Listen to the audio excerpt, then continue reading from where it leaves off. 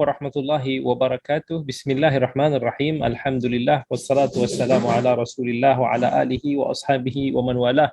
Rabbi shrah li sadri wa yassir Recording in li progress. amri 'uqdatam min lisani yafqahu qawli, amma ba'd.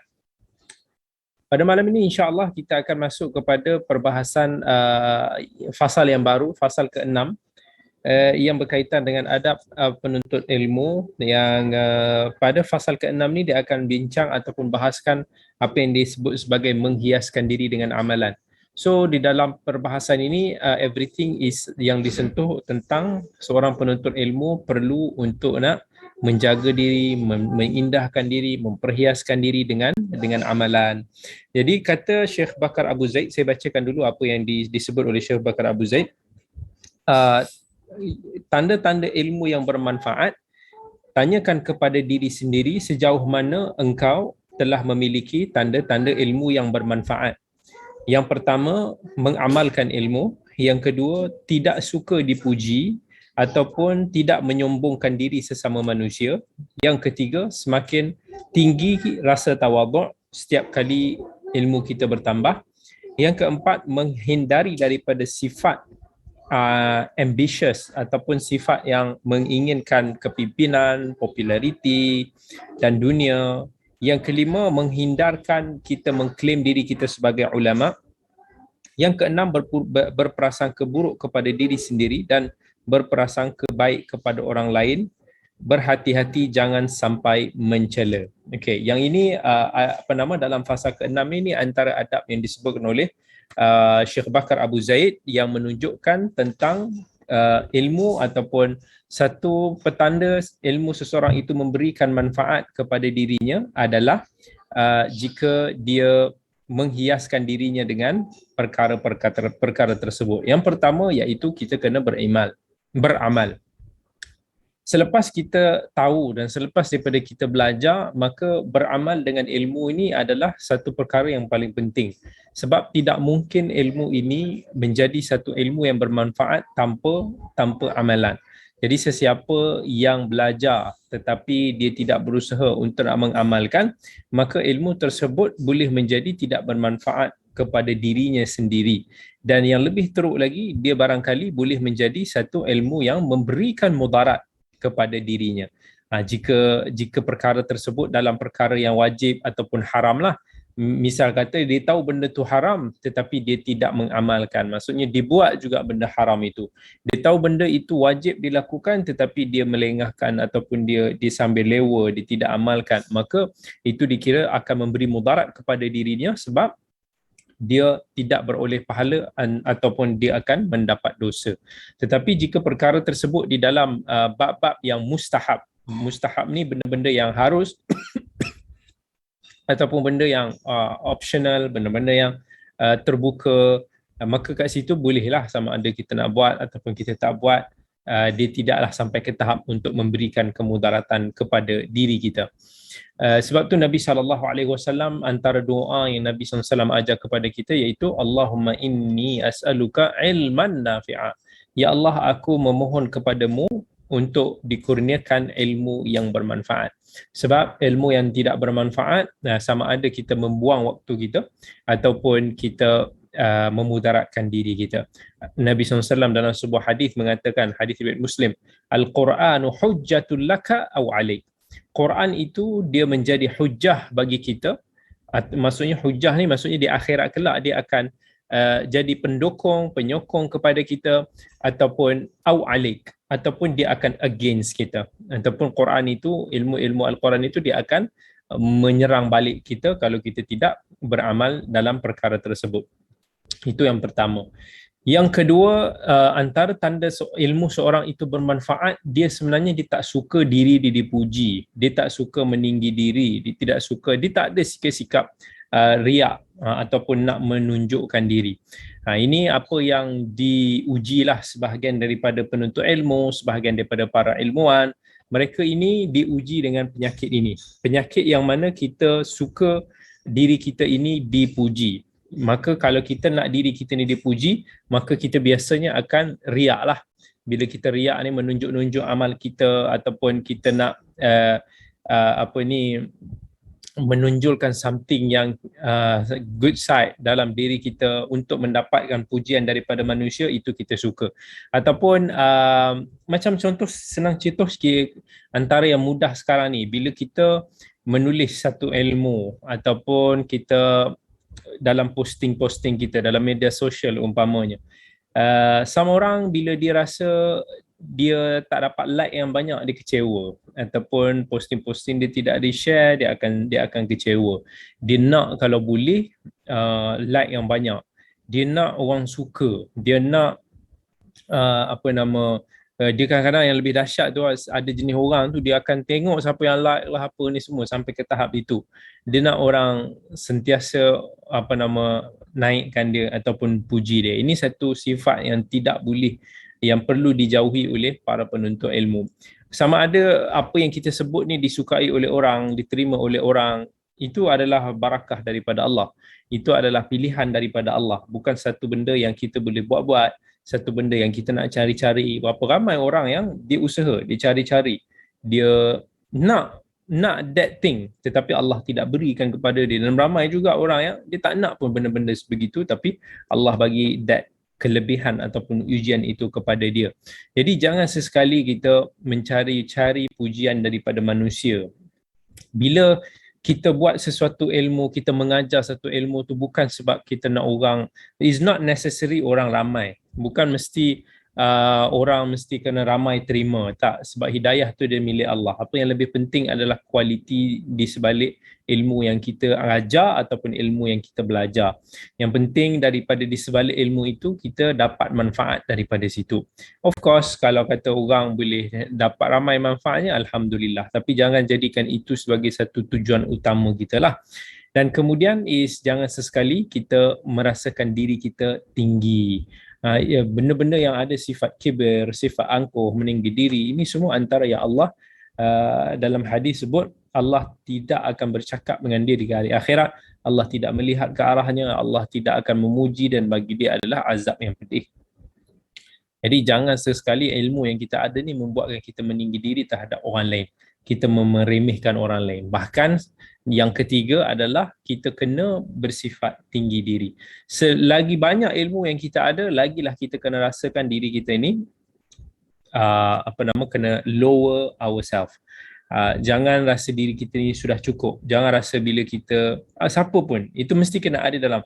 Walaupun mungkin orang lain tengok ilmu kita ni tinggi, orang lain mengangkat tinggi kita, tetapi untuk dalam diri kita sendiri, hati kita ini jangan kita merasakan sebegitu. Bahkan kita kena sentiasa merasakan diri kita ini banyak kelemahan, banyak kekurangan, banyak lagi kejahilan, supaya kita keep muhasabah diri kita, kita keep improving diri kita. Itu sepatutnya ilmu yang memberikan kita manfaat. Manusia pun tak suka orang yang meninggi diri. Bahkan dalam sebuah hadis Nabi SAW beritahu orang yang semakin dia merendah diri, semakin tinggi Allah Subhanahu Wa Taala angkat darjat dia. Orang yang angkat diri sendiri, orang yang meninggi diri, tak ada orang suka kan. Yang keempat, antara tanda ilmu yang bermanfaat adalah kita jangan duk kejar untuk something yang menonjolkan diri kita, benda yang kita suka untuk nak menjadi pemimpin, untuk nak menjadi mendapatkan populariti ataupun mendapatkan keduniaan. Ini semua benda yang kita tak seharusnya ada dalam diri kita. Kalaulah ada dalam diri kita ini sifat memang aku ni nak jadi mufti contohnya, maka muhasabahlah balik diri kita. Saya personally lah dulu pernah dalam satu program di TV tanya pada saya, nak tak pernah tak terfikir nak jadi mufti? Saya cakap wal'iyadzubillah, saya tak nak.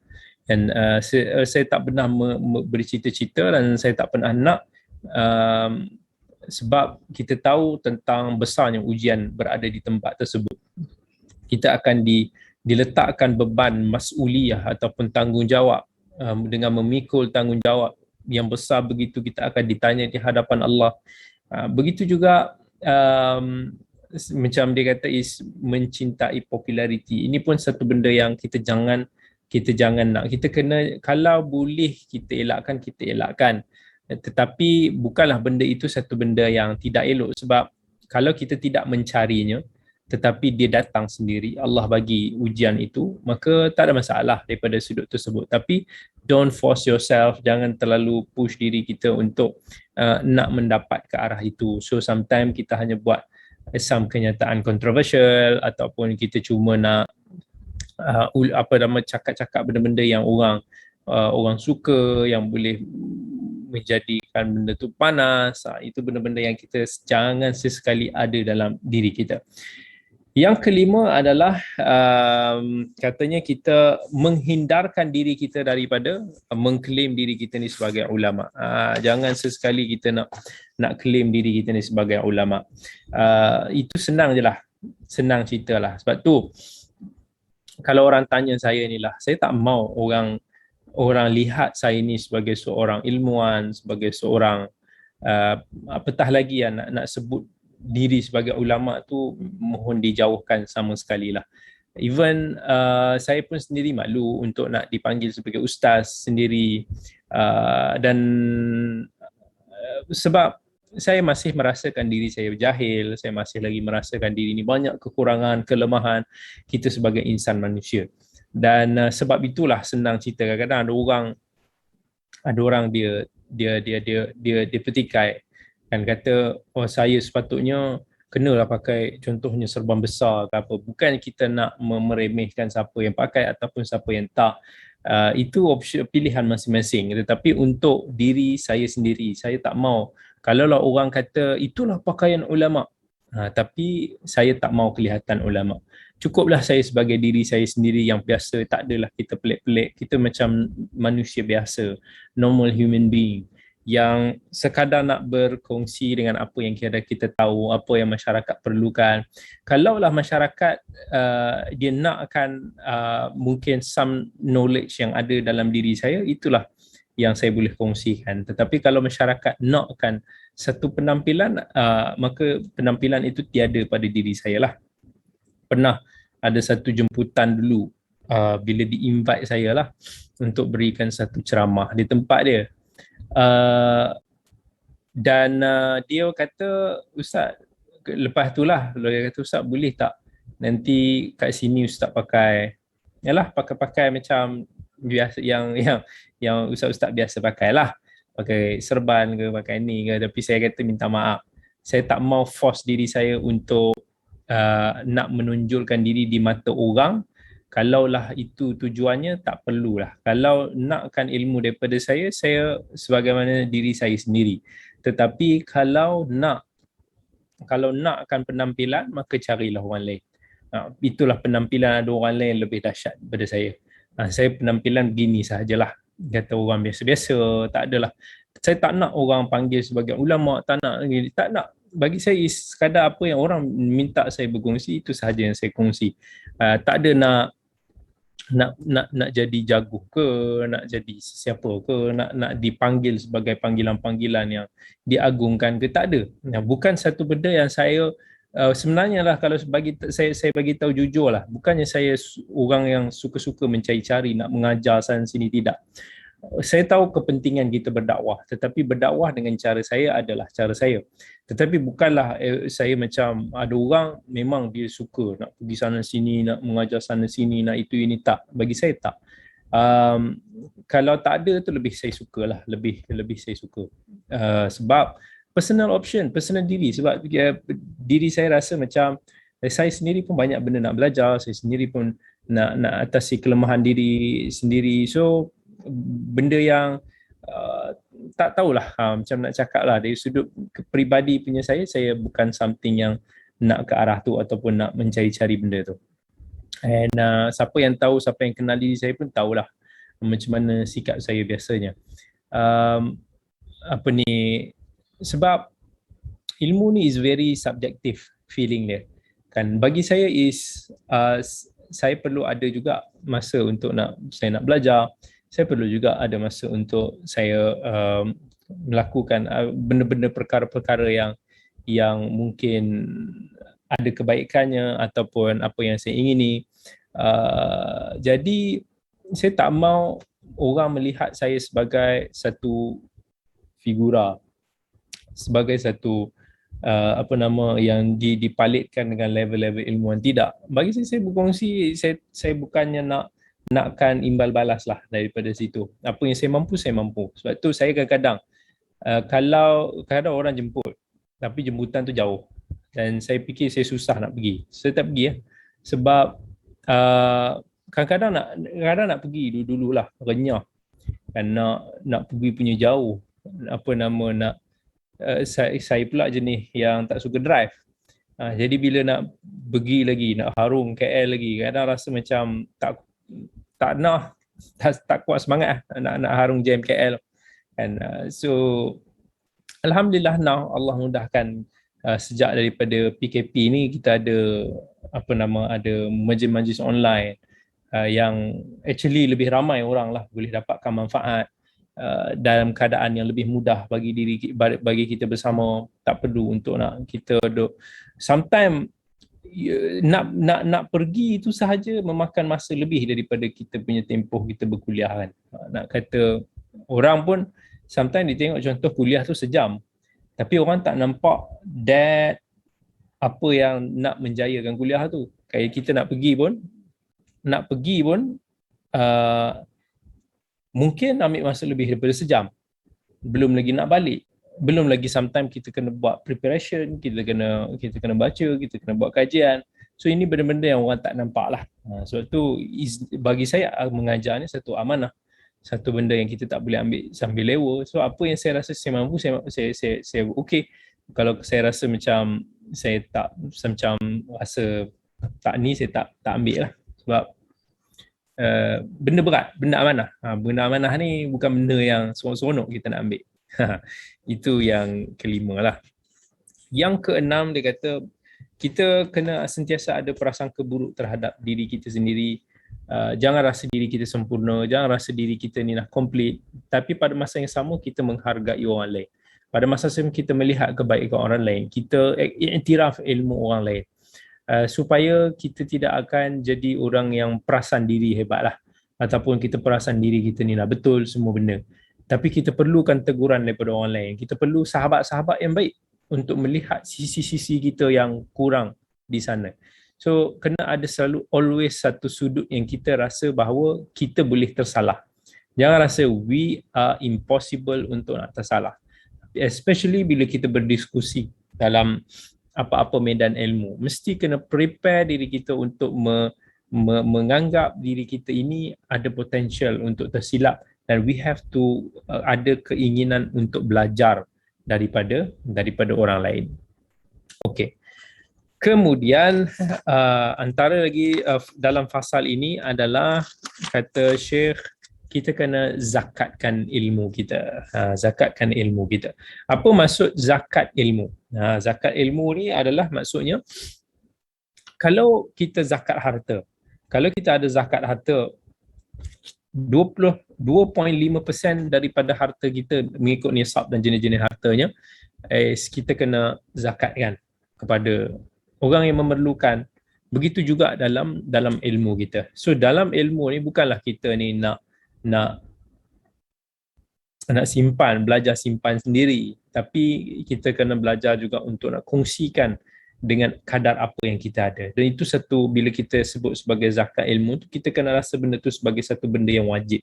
So itu je lah benda-benda yang mungkin membuatkan saya pun mungkin rasa sebahagian part of some of masa saya ni mungkin saya akan peruntukkan sikit untuk menzakatkan ilmu yang kita ada, secebis ilmu yang kita ada. Bukan banyak pun, tapi dengan kadar itu kita cuba untuk nak kongsi kepada mereka yang memerlukan. Tak banyak pun, 2.5% pun jadilah kan.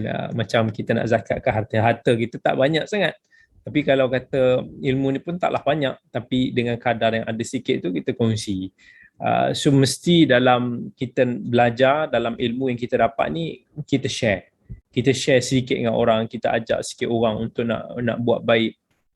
Ini seperti mana yang Nabi SAW anjurkan kepada kita, balighu anni walau ayah, sampaikanlah daripada aku walaupun sepotong ayat. Dan Nabi SAW doakan, naddarallahu mra'an sami'a minna hadithan fahafidhahu hatta yuballighuhu kama sami'ah.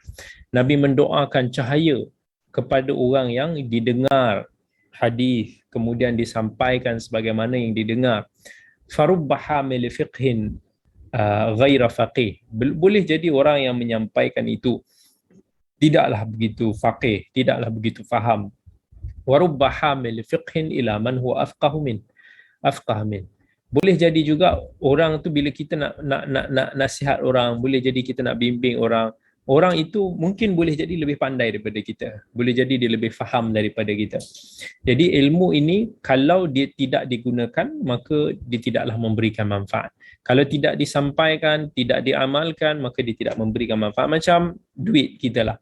Kalau kita kumpul lah 100 juta sekalipun, tapi duit itu hanya ada di dalam bank, kita tak guna, maka duit itu tak ada gunanya. Dia hanya tinggal angka sahaja.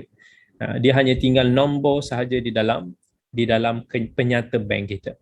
Tetapi bila kita akan dapat manfaat daripada duit itu, bila kita gunakan. Bila kita boleh menikmatinya, bila kita boleh berkongsi, bila boleh kita membantu. Dan ilmu ni kalau kita bakhil akan diuji lah. Kata Al-Imam Abdullah bin Al-Mubarak, orang yang bakhil dengan ilmu dia, dia akan diuji dengan 3 benda.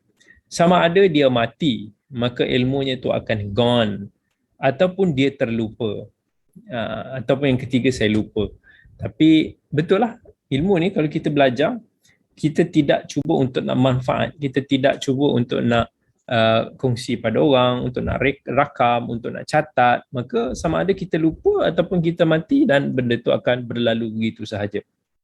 Kita tengok para ulama dulu, macam mana hari ini kita boleh mendapat manfaat daripada ilmu-ilmu mereka, daripada penulisan-penulisan mereka. Itulah zakat. Zakat ni kata Nabi SAW, dia tidak mengurangkan harta kita. Begitu juga dengan ilmu. Kalau kita zakatkan ilmu kita, kita kongsi ilmu kita, dia tidak berkurang, bahkan dia akan lebih bertambah. Sebab itu mengajar is part of kita belajar sebenarnya. Sebab bila kita mengajar, kita akan refresh balik ilmu-ilmu kita, kita akan baca balik, kita akan kaji balik, dan bila kita sampaikan tu, dia akan lebih mampan lah dalam minda kita.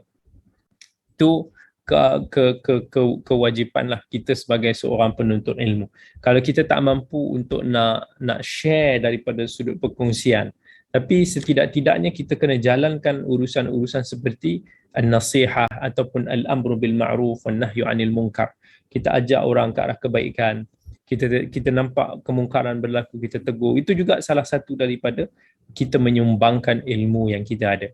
Dan kelak bila kita mati nanti, kata Nabi SAW, hanya 3 perkara sahaja yang boleh kita bawa. Satu apa dia? Salah satunya adalah ilmu yang bermanfaat. Ilmu yang bermanfaat, sama ada kita kongsikan, contohnya ilmu guru kita, tetapi kita sebar luaskan ilmu tersebut. So we become part of penyebaran ilmu-ilmu bermanfaat tersebut. It not necessary kita yang bercakap, tetapi kita kongsikan ilmu-ilmu yang kita baca. Mungkin ada petikan-petikan, mungkin ada artikel-artikel, mungkin ada tulisan-tulisan yang bermanfaat, yang boleh membuatkan orang lain akan membacanya ataupun mendapatkan manfaat daripada situ, maka kita boleh share. So bila kita share, kita panjangkan manfaatnya itu, kita akan mendapat saham daripada perkongsian itu. Zaman sekarang zaman yang mudah.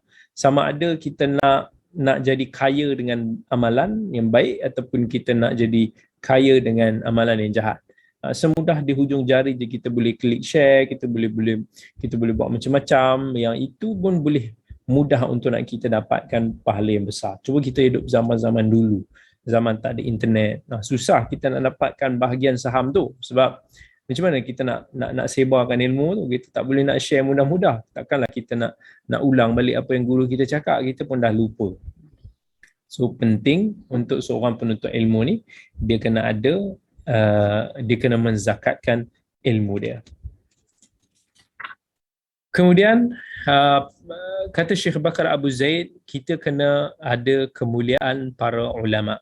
Maksudnya kita berhias diri dengan kemuliaan para ulama.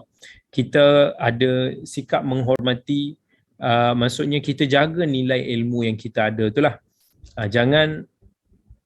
Janganlah maksudnya kita tidak menghargai guru-guru kita, para ulama, orang ilmuwan-ilmuwan kita. Kita kena appreciate, especially mungkin guru-guru yang telah menyumbangkan ilmu kepada kita.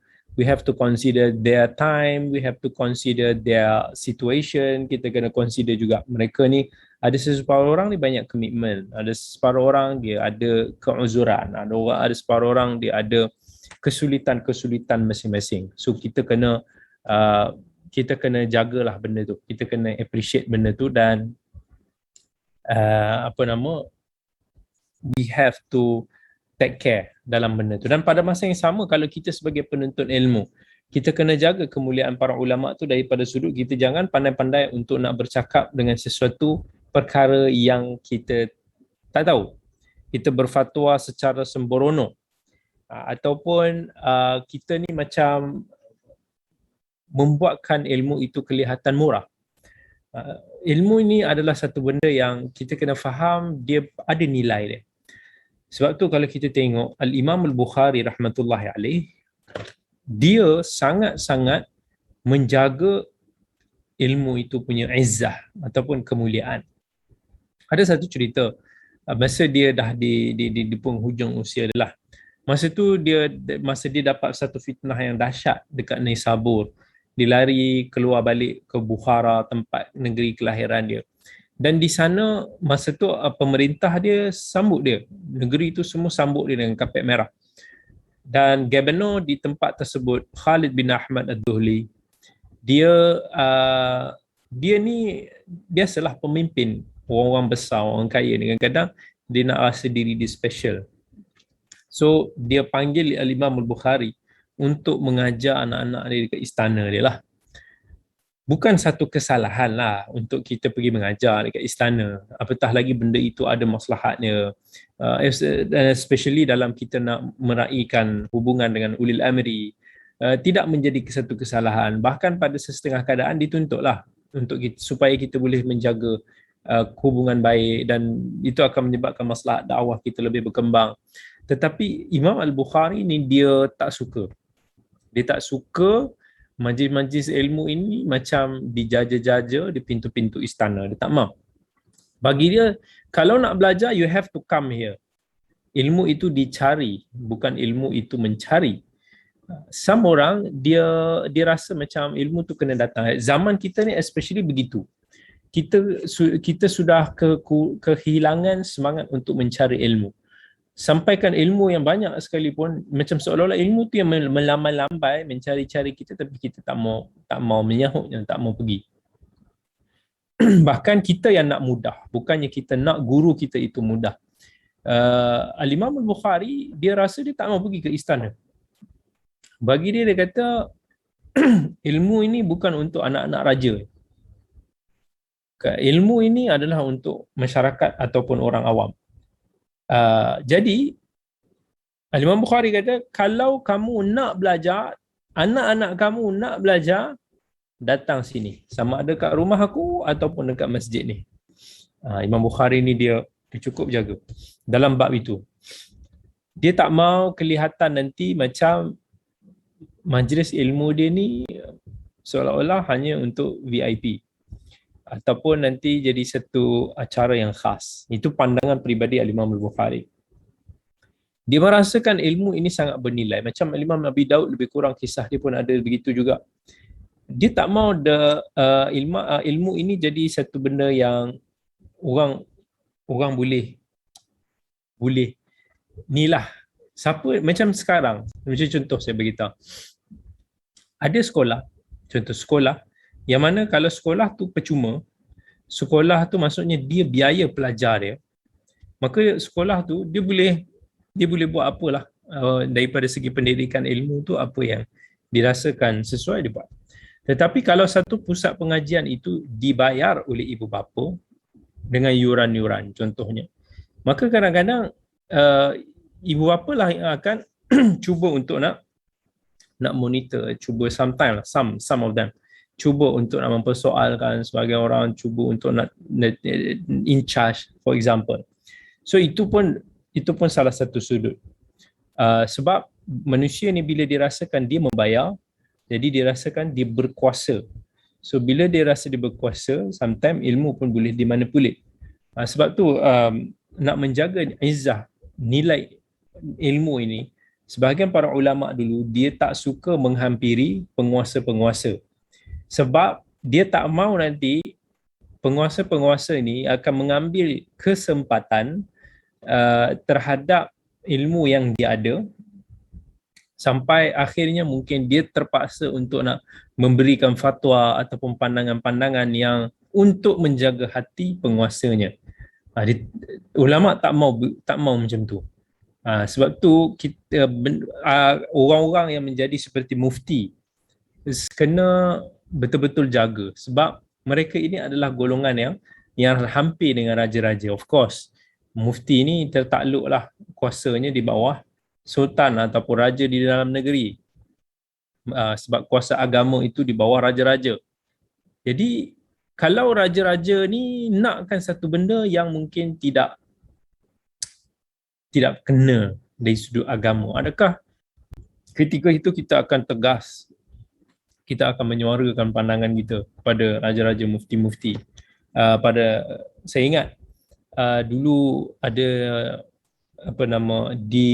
di Perlis, raja dia masya-Allah cukup lah, raja tua dulu, cukup hormat ulama. Dan saya lupa ada salah seorang ulama di negeri itu yang cukup tegas. Ni Dr. Mazhar selalu cerita lah, kalau dia tengok raja tu ada benda tak kena, dia tegur. Kalau dalam masjid tu dia tengok sejadah ataupun tempat raja tu solat macam lebih istimewa, lebih tebal, lebih nampak sangat beza dibanding dengan rakyat biasa, dia tegur. Dia kata ni masjid, maksudnya ni depan rumah Allah, kita semua sama kan. Raja dengar, raja ikut. Alhamdulillah kalau kita dapat pemimpin-pemimpin yang baik begitu. Tapi seramai mana atau sekuat mana kita sebagai ilmuwan nak tegur penguasa-penguasa? Kalau kita rasa kita nak menjaga kekuasaan kita, kita takut position kita itu akan terkorban, maybe kita akan diamkan diri je. Mungkin kita akan hanya ikut kehendak pemerintah, penguasa. Tetapi orang yang tidak takut kehilangan, dia kata if you tak suka, you can pecat I lah. Ataupun kalau aku hilang kedudukan, ahlan wa sahlan, I don't care.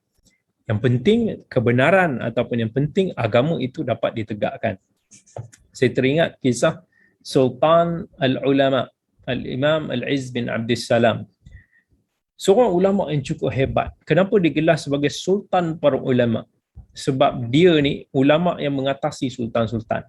Keberanian dia dalam bab menyeru ke arah yang ma'ruf, mencegah kemungkaran, sangat ma'ruf pada zaman itu.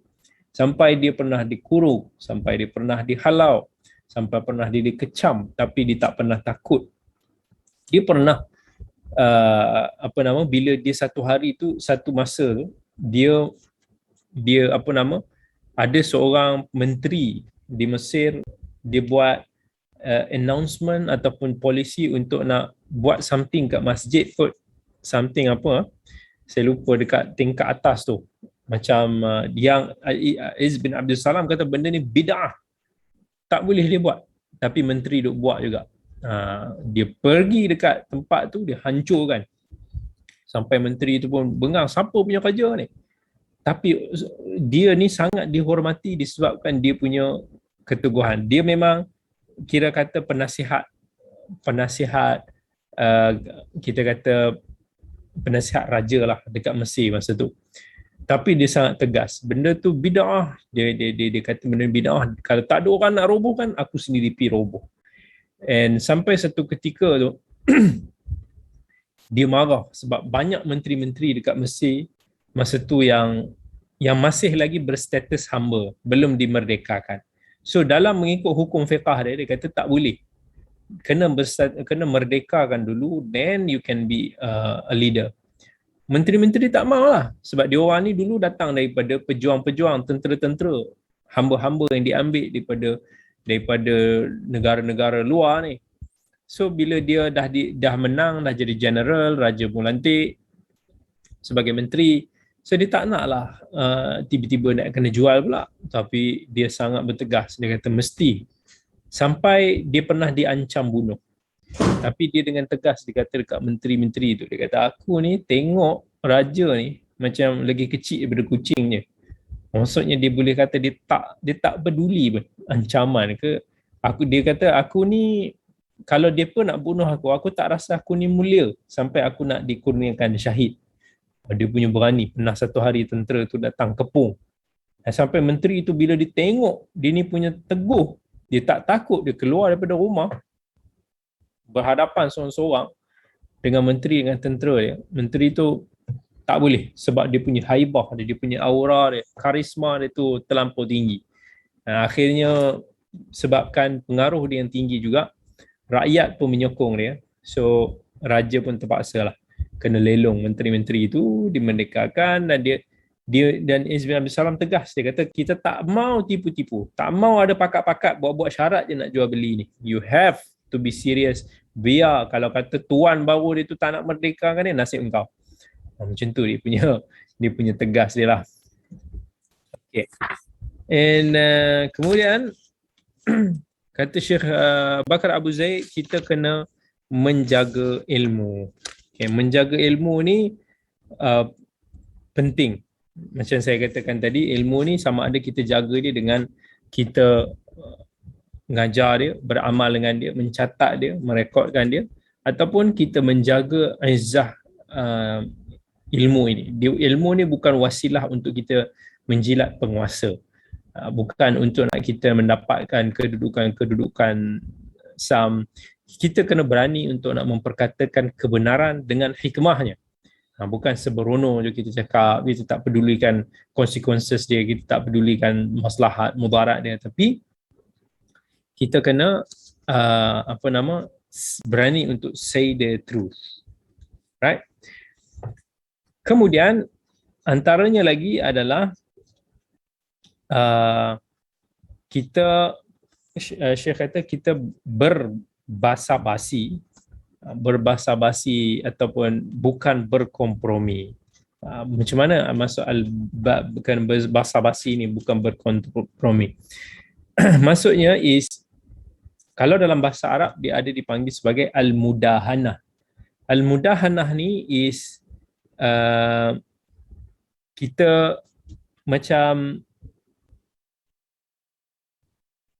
orang tu dia akan pegang dengan side dia, kita pula akan berpegang dengan side kita. Maksudnya kompromi dengan kebatilan, kata Syekh Bakar, maksudnya bila kita tahu benda tu salah tapi kita masih lagi berkompromi, itu merupakan akhlak yang tercela. Kita tak boleh benda tu salah kita kata betul, kan? Tetapi kita boleh menggunakan hikmah kita untuk susun ayat tu supaya kita boleh melihat ke arah maslahat dan mudarat. Ada orang bila dia nak berdakwah ataupun bila dia nak mencegah kemungkaran, dia tidak meraihkan hikmah. Akibatnya mudarat itu datang lebih besar. Akibatnya orang semakin menjauh. Akibatnya semakin membau fitnah. Itu yang kita tak maulah dalam agama kita. And penuntut ilmu juga dia mesti kena ada sifat cintakan buku ataupun gilakan buku. Sebab penuntut ilmu ni dia seharusnya kena membaca banyak. Walaupun buku ini bukan tujuan kita untuk nak collect semata-mata, tetapi kita kena ada sifat cintakan buku. Dan kita kena mulakan buku yang mana baik dan memberikan kepentingan kepada kita. Nak mencintai buku is not easy. Nak mencintai hiburan, music, movies, it's easy. Tak percaya, cuba buatkan anak-anak kita suka membaca. Susah kan? Kalau dapat anak kita yang suka membaca tu, it's very amazing. Tetapi hiburan, movies, muzik, tak payah nak ajar pun. Senang je anak-anak kita sendiri pun akan suka ataupun terpengaruh. That's why we have to build suasana itu. Contohnya di rumah-rumah kita. Kalau boleh biarlah kita ada satu bahagian. Bahagian itu kita kata let's say perpustakaan. Anak-anak kita lebih suka bila dia duduk kat perpustakaan. Kita biar anak-anak kita buat kerja tu dekat dengan perpustakaan, dekat dengan rak-rak buku kita. Kalau ruang rumah kita mencukupi lah. Biar mereka ini cintakan buku, biar mereka ini biasa dengan buku. Tapi kalau kita ni banyak orang tengok kat ruang tamu tu letak TV. Jadi bila anak-anak kita ni duduk dekat ruang tamu, apa lagi nak buat? Buka TV. Tetapi kalaulah dekat ruang tamu itu banyak buku, tak ada TV, lama-lama mereka ini bila duduk lepak dekat ruang tamu tu, mereka akan capailah buku-buku. Kita pun bila dia tengok, kita kena tunjuk contoh. Bila kita yang start membaca, maka anak-anak pun akan ikut kita.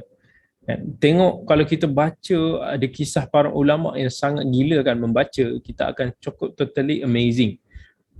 Para ulama macam mana mereka ini menghabiskan waktu mereka dengan membaca, sebab membaca adalah jambatan ilmu. Dalam Islam sendiri, ayat pertama sekali diturunkan adalah Iqra, dan itu menjadi satu bukti buat kita dan agama kita bahawa Islam ini adalah merupakan agama ilmu. Tak ada satu agama pun yang begitu menggalakkan ilmu ini sebagaimana agama Islam.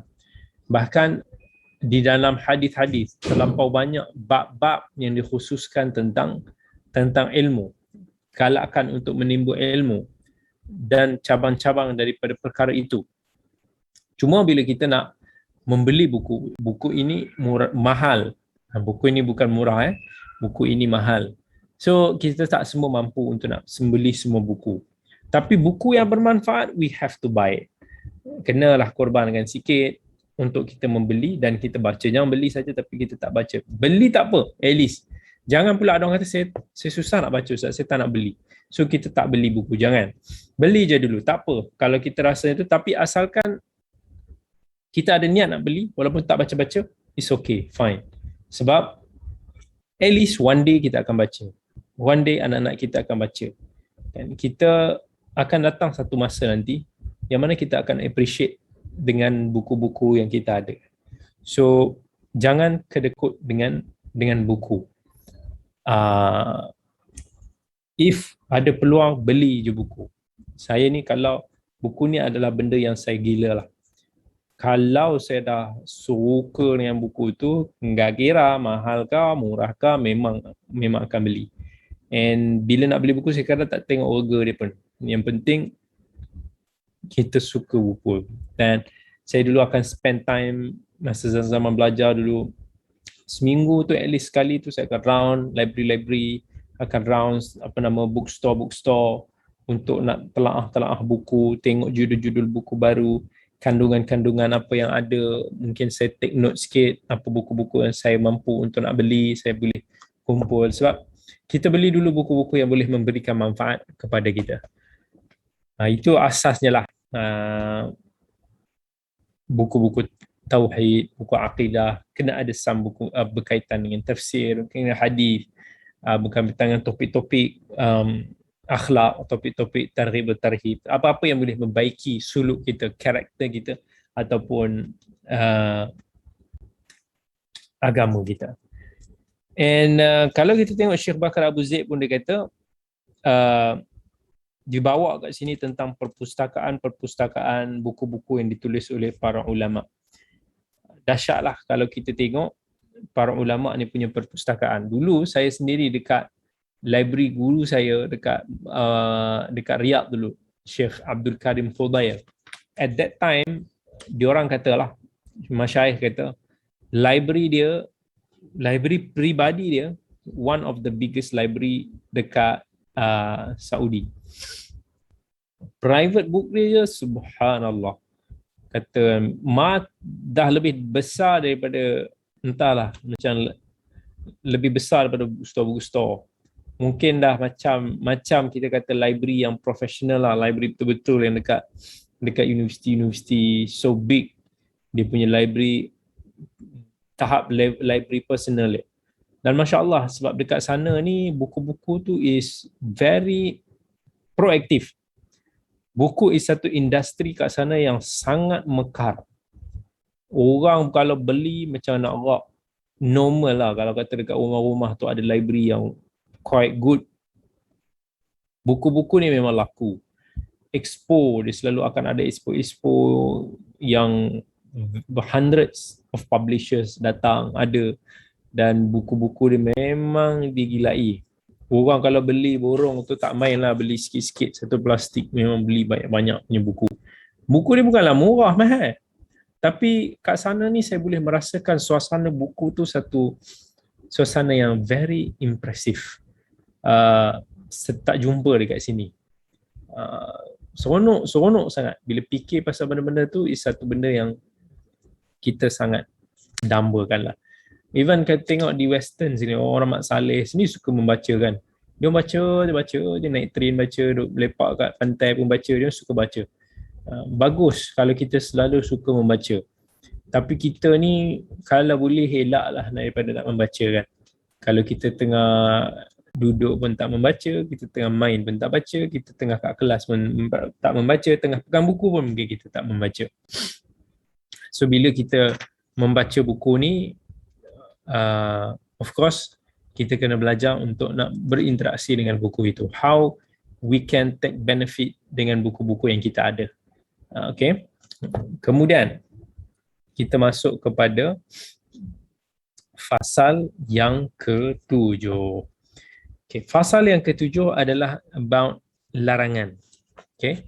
Larangan apa yang kita sebagai penuntut ilmu ni tak boleh buat. Jangan sebagai penuntut ilmu ni kita buat benda-benda ni. Yang pertama sekali, hilmul yaqadah. Apa hilmul yaqadah ni? Maksudnya jangan kita buat claim palsu. Jangan kita duk claim sesuatu yang kita tak tahu. Sebagai penuntut ilmu, kita tak boleh ada sifat ni. Kalau kita ada sifat ni, is problem. Benda yang kita tak tahu, just to be honest, kita tak tahu, jangan duk pandai-pandai nak mengulas isu itu. Sebab tu para penuntut ilmu dia kena berhati-hati. Tak semua benda kita kena ulas, tak semua benda kita kena nampak macam tahu. No, dan tak malu pun untuk kita mengatakan yang kita tak tahu. Okay.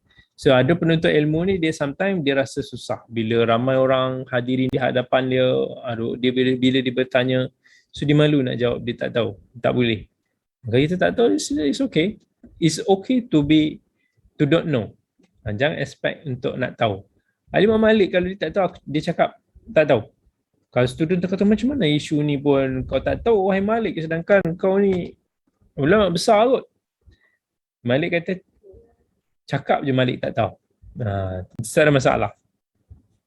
Okay. Kemudian Syekh Bakar Abu Zaid kata jangan jadi seperti Abu Shibir. Abu Shibir ni kata dia kata ilmu ini memiliki 3 jengkal. Siapa yang memasuki jengkal pertama nescaya akan sombong. Siapa yang memasuki jengkal kedua nescaya akan hati kedua.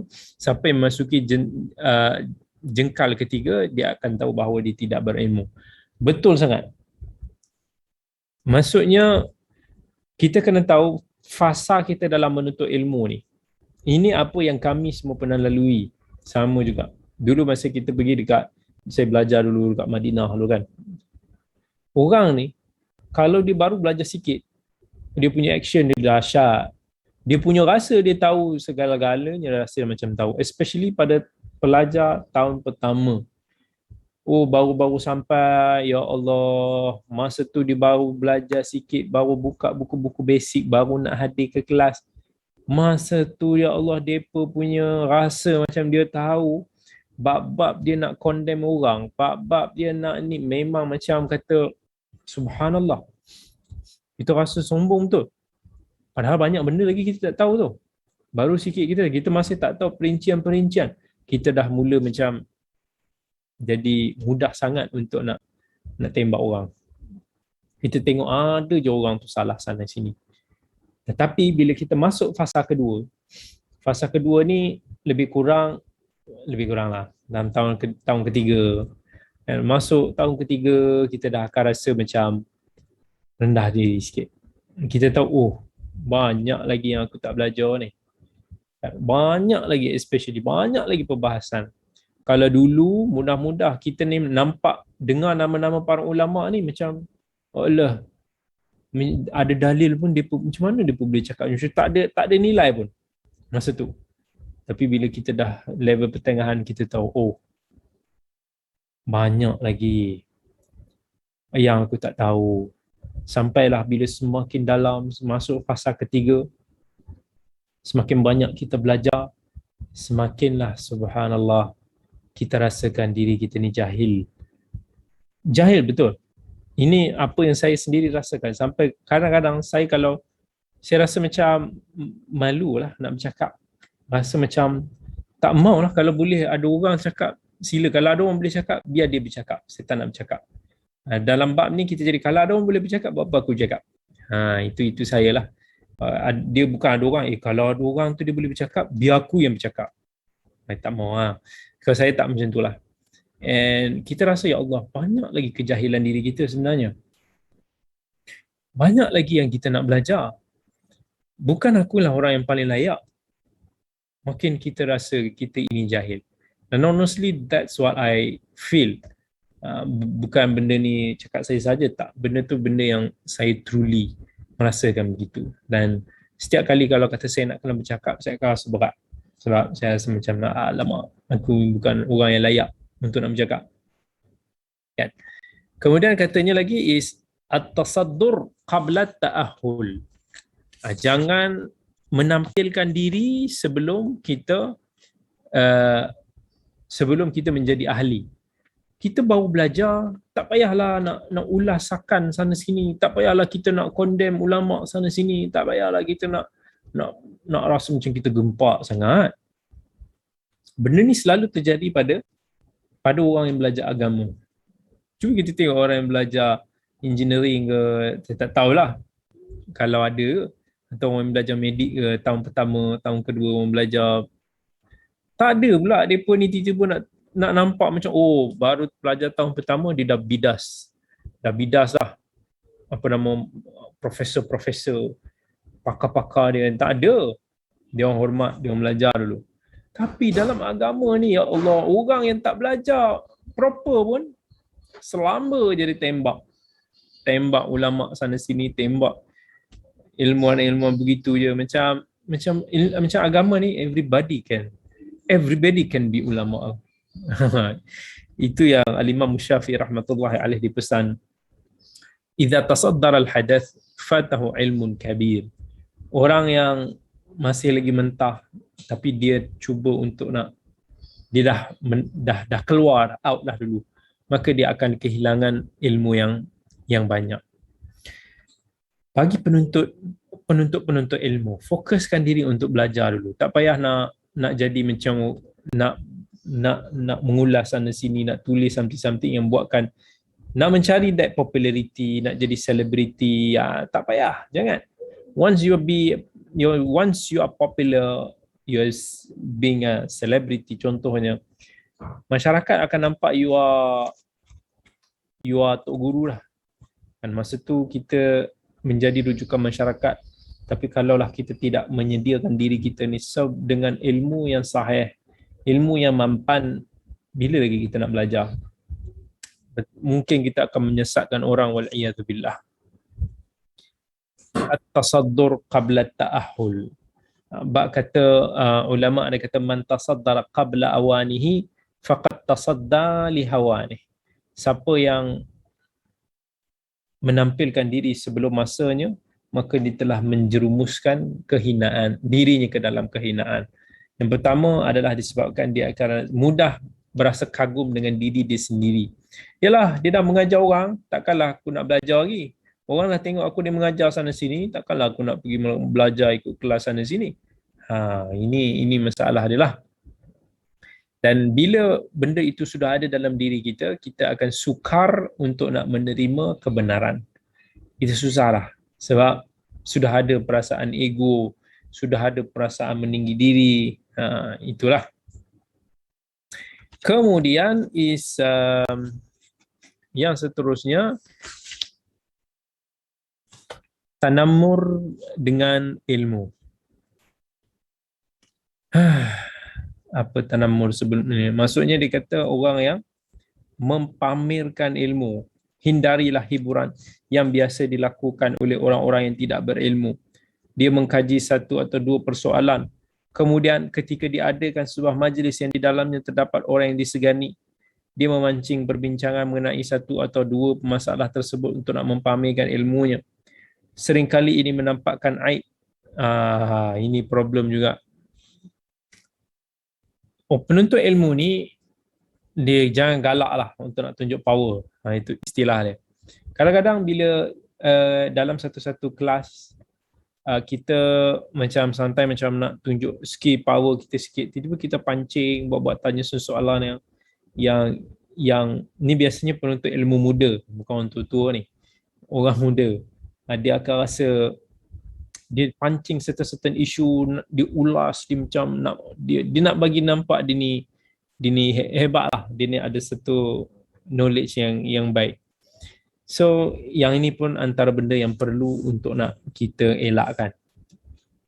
Kemudian antara benda yang kita perlu elakkan juga adalah kita tergesa-gesa untuk nak menulis. Itu pun satu cerita jugalah. Jangan rush untuk kita kejar-kejar untuk nak menulis. Zaman sekarang menulis mudah. Kita menulis kat media sosial, Facebook especially lah. Mudah untuk nak kita menulis. Tetapi implikasi daripada menulis itu besar. Sometimes dia dah masuk internet ni, dia dah tak boleh padam lah. Cerita entah berapa tahun lepas, orang petik di luar konteks, orang boleh jadikan bahan, orang boleh tu. Dan benda yang kita tergesa-gesa nak buat, bila kita tulis, benda tu dah direkodkan. Kita ni orang kata ulama, bila kita menulis, kita seolah-olah telah meletakkan otak kita di atas pinggan. Orang boleh makan, boleh potong. Sebab kita dah menghidangkan kita punya mind, kita punya knowledge, kita punya cara fikir kita kepada orang ramai. Dan macam mana orang nak baca cara kita fikir ni, itu masalah. Sebab menulis ini pun juga dia ada skill. Dia tak asal aku nak tulis, aku boleh tulis, aku tulis.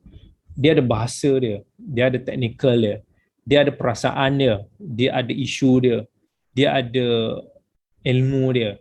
Macam-macam benda yang kena combine each other untuk nak menghasilkan satu tulisan yang berkualiti.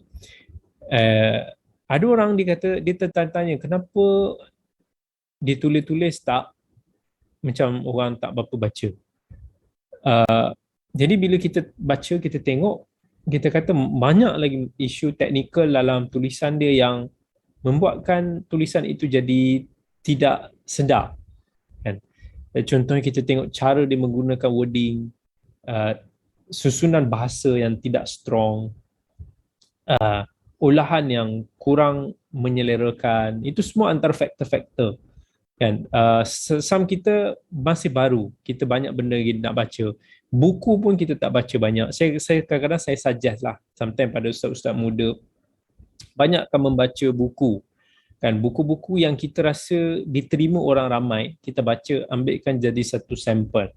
Macam mana penulis itu mengolahnya, macam mana penulis itu menghidangkan tulisannya pada orang ramai yang orang ramai suka untuk membaca bukunya. So kita belajar daripada situ. Dan saya sendiri pun ada certain penulis yang saya gemar. Saya baca buku dia dan saya dapat inspirasi daripada buku itu.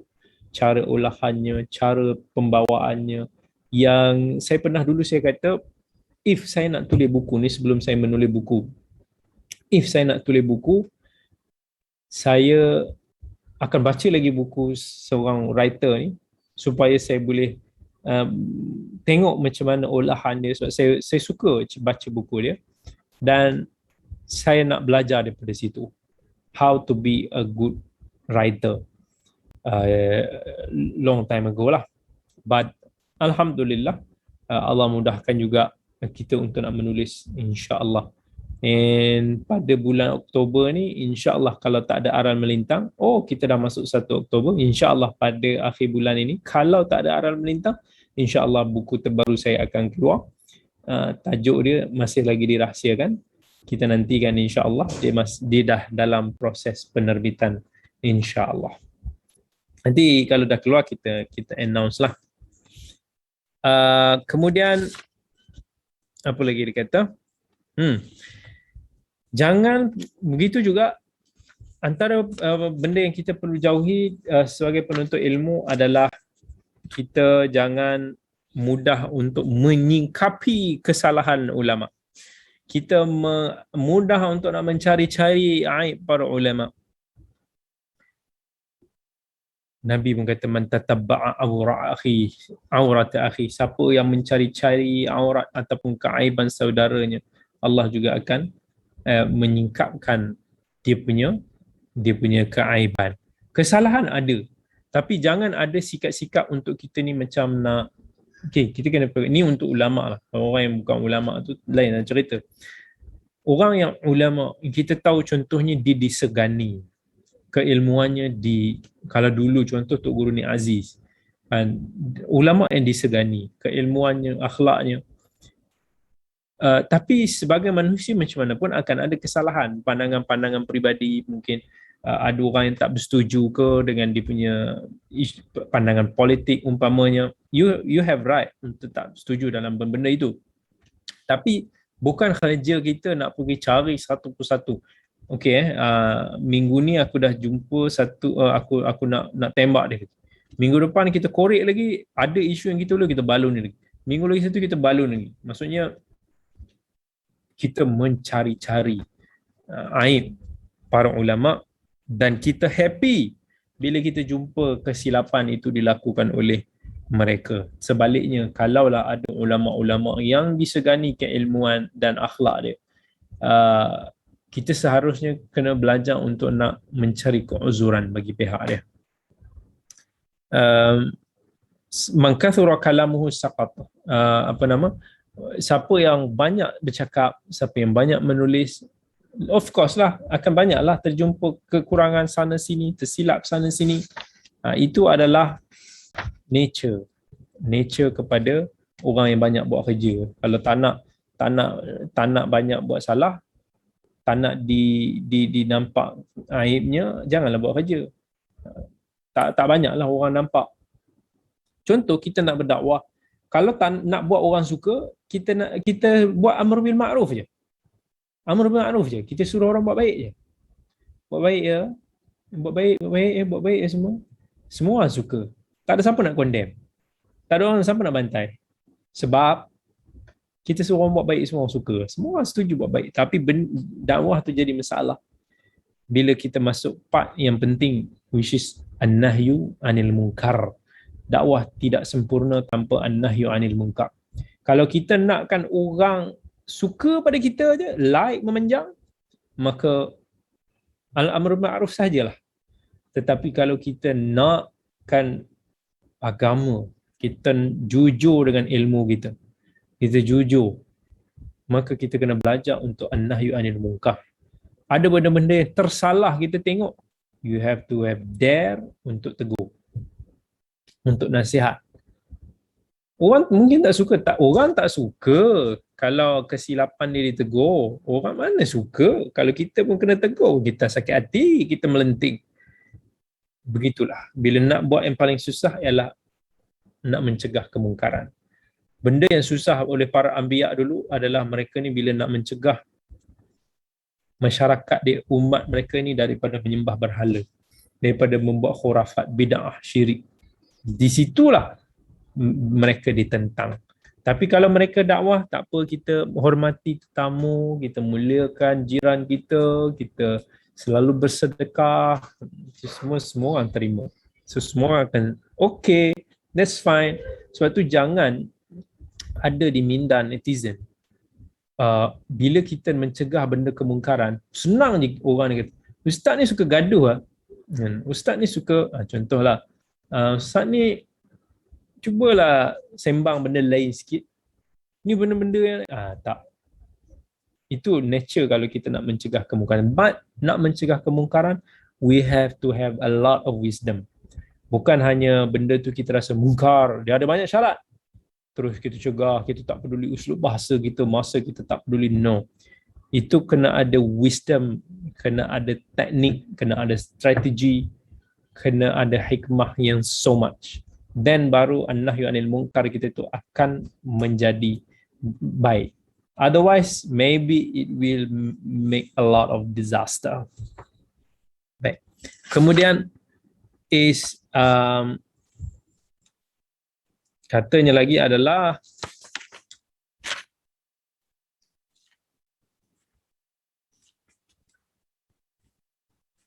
belajarlah bahasa Arab. Dia kata jauhi daripada al-lahan. Saya tahu tak ramai kat sini yang belajar bahasa Arab. I'rab, apa nama kata orang Arab, ta'allamul arabiyyah fa innaha tazidu fil muru'ah. Belajarlah bahasa Arab kerana dia boleh menambah apa dia? Boleh menambah muru'ah ataupun boleh menambah marwah.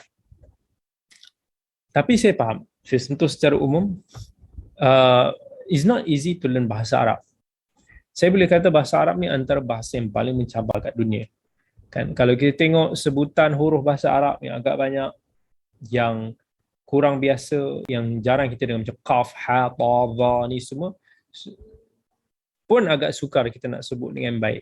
Maybe taklah sesusah contohnya bahasa Mandarin yang ada melibatkan intonasi. Intonasi pun ada dia punya maksud dia. And bahasa Arab ni sangat kaya dengan perbendaharaan kata lah. Kan kamus bahasa Arab ni berjilid-jilid panjang ni. Kamus kita sejilid, kamus Arab sangat-sangat banyak. And kebanyakan tulisan-tulisan ataupun buku bahasa Arab ni, dia tak berbaris. Macam kita kata tak ada huruf vowel. Susah untuk nak kita baca baris atas ke baris bawah. So, nak kena belajar satu-satu. Kalau kita tak hafal ataupun kita tak tahu satu kalimah tu, macam mana sebutan dia, maybe kita akan tersebut salah. Kan kita, contohnya, mim, sin, waw, ra. Kita nak baca miswar ke, kita nak baca musawwar. Berbeza maksud dia. So kadang-kadang kesilapan nak letak baris dekat hujung perkataan pun boleh menimbulkan makna natijah yang berbeza. So bahasa Arab ni is not easy, honestly lah. Dari sudut kaedah, daripada sudut kesusasteraan bahasa Arab, sangat kompleks. Ramai yang hilang minat, putus asa untuk nak belajar bahasa Arab disebabkan oleh perkara ini. Especially sekarang pun taklah banyak kelas-kelas interaktif mengajar dalam bahasa Arab, dan siapa yang nak betul-betul mahir pula maybe kena has spend a lot of time. And kesusahan bab inilah yang telah membuatkan orang yang even kita kata penutur asli sekalipun susah untuk nak synchronise-kan kaedah yang mereka belajar dengan perbualan. So bila berbual tu kadang-kadang taram dia, langgar je dia punya rule dia. Dan daripada sudut nak belajar dialek komunikasi bahasa Arab pun, walaupun bahasa Arab Fusha, bahasa Arab standard ni sebagai teras dia, tapi dia agak janggal lah sebab dia macam bahasa buku. Tapi kalau kita nak belajar dialek, bahasa-bahasa pasar negara Arab yang berbeza-beza, susah. Sebab of course material belajar tu tak semudah untuk kita belajar bahasa-bahasa utama macam Perancis, Mandarin dan sebagainya. Kita kena ada sparring partner untuk nak kita berlatih dialek-dialek bahasa Arab tu semualah. It's not easy. Kemudian antara benda yang kita, sebab dia kata kat sini, hindarkan daripada kesalahan menulis dan bercakap dalam bahasa Arab.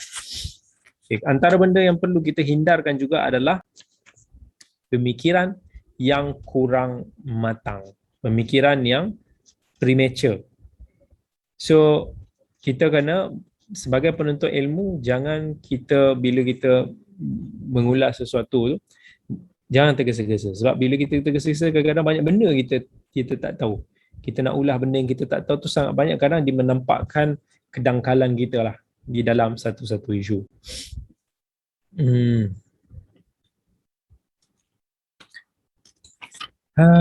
Baik.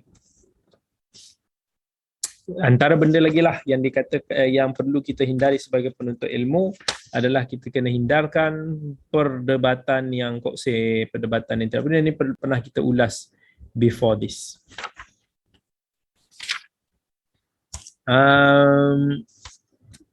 Okay, dan finally is benda yang paling kita kena jauhi sebagai para penuntut ilmu adalah benda-benda yang boleh membatalkan ilmu kita. Kata Syekh Bakar Abu Zaid, saudaraku, semoga Allah melindungi aku dan dirimu daripada kesalahan-kesalahan.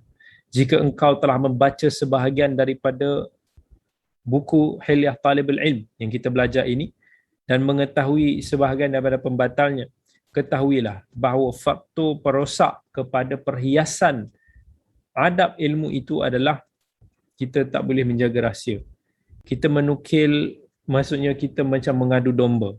Kita banyak berbangga diri dan banyak berbicara. Banyak bergurau. Menyampuk perbincaraan orang lain. Sifat dengki.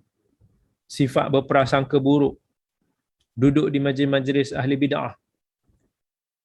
Melangkah ke tempat-tempat yang haram. Kata Syekh Bakar Abu Zaid, hindarilah dosa-dosa ini. Pendekkan langkahmu daripada tempat-tempat yang haram. Lakukanlah itu. Jika tidak, ketahuilah sebenarnya agamamu adalah sangat tipis dan ringan. Engkau adalah orang yang banyak bermain-main, banyak mengadu domba. Bagaimana mungkin engkau menjadi seorang penuntut ilmu yang diperhitungkan kedudukanmu dan akan mendapat nikmat daripada ilmu dan amalan? Semoga Allah meluruskan langkah serta mengurniakan ketakwaan dan pengakhiran yang baik di akhirat ataupun di dunia. Itu pesanan ataupun penutup pesanan kepada Syekh Bakar Abu Zaid, penulis kepada syarah Hilyah Talibul Ilm, yang kita telah sampai kepada penghujungnya. Jadi sebagai penutup, sama-sama kita muhasabah diri kita dengan akhlak yang baik, menjauhi daripada akhlak-akhlak buruk yang boleh merosakkan karakter kita sebagai seorang penuntut ilmu. Hargai masa, disiplinkanlah diri kita di dalam menimba ilmu. Hormati guru-guru kita, hargai mereka, hargai ilmu. Jangan cemarkan ilmu dan karakter kita sebagai penuntut ilmu dengan perkara-perkara yang tercela. InsyaAllah, saya doakan semoga kita semua di sini mendapat pahala sebagai penuntut ilmu, insya-Allah. Dan setelah sekian lama, maka berakhir sudahlah syarahan penuntut ilmu inilah, insya-Allah. Dan saya tengok dulu ada yang bertanya di sini, Assalamualaikum, bila bicara pasal aib sekarang ni seolah-olah para pendakwah yang buka aib sesama sendiri, mereka tidak menunjukkan teladan yang baik. Boleh Doktor ulas? Sebenarnya saya dah ulas semalam. Semalam saya pun dah ada, saya dah iklankan kan, ada apa nama di Astro Tazkirah Malam Jumaat. Tajuk dia memang pasal aib, panjang lebar lah saya ulas kat situ lah. Mungkin boleh tonton balik rancangan dia. Saya ada post dia lah, ada di Facebook saya sendiri pun ada share rakaman Astro tersebut. Topiknya berkaitan dengan aib, ada guideline, ada adab-adab dia, ada dia punya definisi dia dan ada dia punya situasi dia. So insya-Allah boleh lihat di situ. Barakallahu li wa lakum. Aqulu qawli hadha wa astaghfirullahal azim li wa lakum. Wassalamualaikum warahmatullahi wabarakatuh. Terima kasih semua.